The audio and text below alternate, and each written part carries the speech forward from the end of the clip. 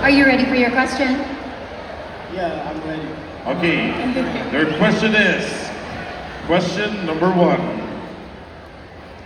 What makes you a good role model for the students in our school? What makes you a good role model for the students in our school? Thank you so much for that question. A good role model is someone that leads with example. I am a nursing student and I embody in me discipline, compassion, and respect in everyday life in everything that I do. In me, I want to see myself as a role model because I want to inspire people to believe in themselves. I want to make you feel confident. I want to make you grow. So I see myself as a role model because I believe that I can make a change in your life. Thank you. Thank you, Mr. Thank you so much. Kinabahan ako paglingon sa akin, baka masuntok ako bigla. Very passionate candidate. Di mo ba alam pag nagre-rehearsal kami, bigla yung gumagano ko. Kinabahan ako biglang lingon. Kahit ako minsan natatakot ako dyan eh. Pag sabi ko, dito ka, sasabihin na, what? Hi! Come on. Okay, number 4 from Asia. Bunot muna tayo.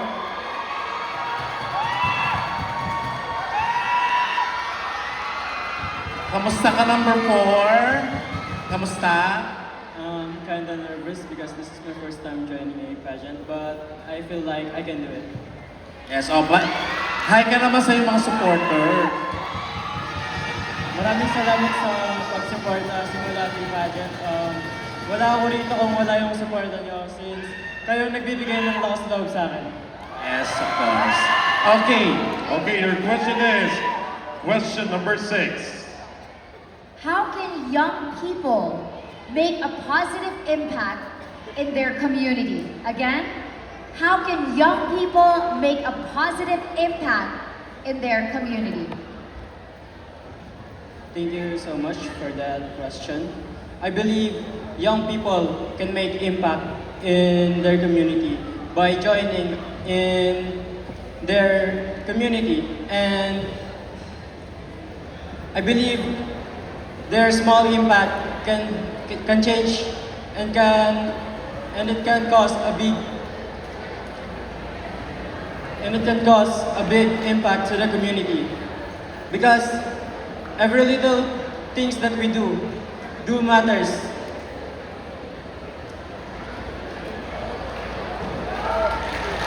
Thank you. Thank you very much. Thank you so much. Thank you so much from Asia. Next we have from the College of Education. Number 7. And bunot muna tayo. Bunot ka muna, number 7.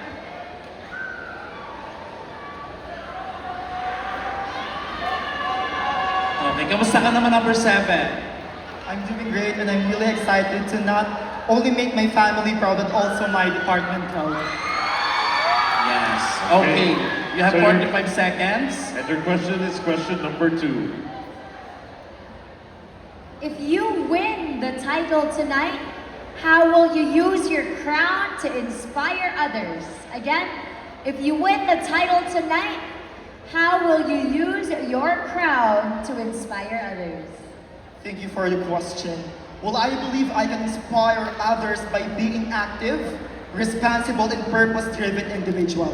I believe I can be active by joining local organization project that fosters sustainability, especially quality education for all. I can be responsible by respecting and representing the college with professionalism. And of course, I can be purpose-driven by always aligning my actions in the mission and vision of Olivares College. Because I believe with these dedicated efforts, I do not only inspire, but I believe I can make the goals of my community not just only goals, but a reality. Thank you. Thank you so much. From education. Hi, number 9. kamusta? Parang nape-pressure ka. A little bit, but mostly I'm very excited right now. Okay, yan dapat kailangan. Varsity to siya, varsity to. Okay, your question is, number 9 siya, di ba? So the question is also number 9. Perfect.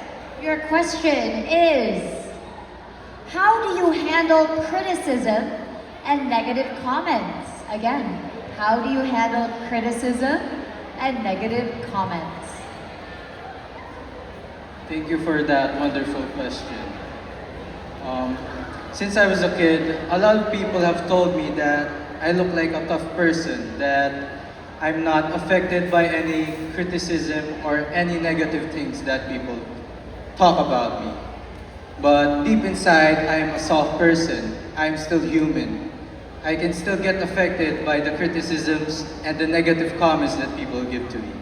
But as a person, I learned to pursue different values in life, like to reflect and to be understanding. When people criticize me or say bad things about me, I always reflect. I understand that a lot of people doesn't have the same mindset. A lot of people have different perspectives. Thank you.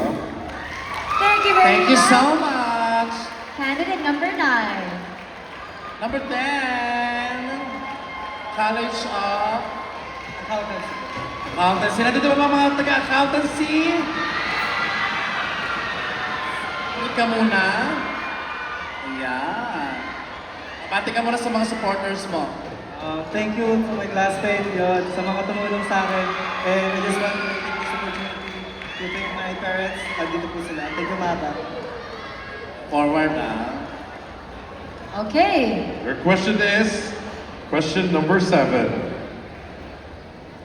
If you could change one thing in our school, what would it be and why? If I could change one thing in our school, it will be to change our school to become a university. Because I believe our school is eligible to become a university.